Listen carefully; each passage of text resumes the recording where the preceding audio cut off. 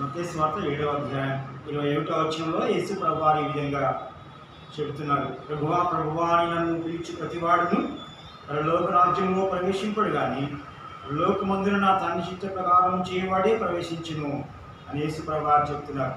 కనుక ఆయన బోధించినటువంటి కొండ మీద ప్రసంగంలో ప్రభువు చెప్పిన మాట ఏమిటంటే, ఎవరైతే నన్ను ప్రభువా ప్రభువా అని పిలుస్తారో వారు పరలోక రాజ్యంలో ప్రవేశింపడు, కానీ పరలోకమందున నా తండ్రి చిత్తము చొప్పున జరిగించేవాడే పరలోకంలో ప్రవేశిస్తారు. పరలోక రాజ్యంలో ప్రవేశించాలంటే తండ్రికి చిత్తమును జరిగించాలి.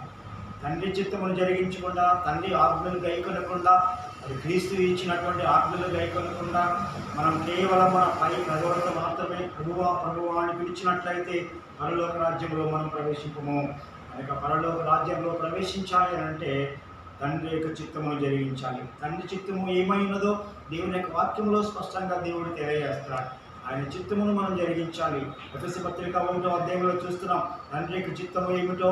మరి జగత్తు పునాది వేయబడక మునిపే యేసుక్రీస్తులో మనలను ఆయన ఏర్పాటు చేసుకుని ఉన్నాడు.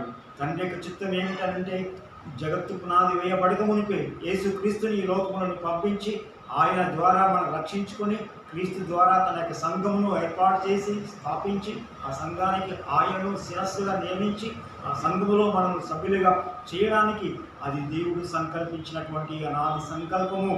జగత్తు పునాది వేయబడక మునిపే దేవుడు సంకల్పించిన సంకల్పమని దేవుడి యొక్క వాక్యంలో మనం చూస్తున్నాం. కనుక తండ్రి చిత్తమును మనం జరిగించాలి. తండ్రి చిత్తాన్ని మాత్రమే మనం నెరవేర్చాలి.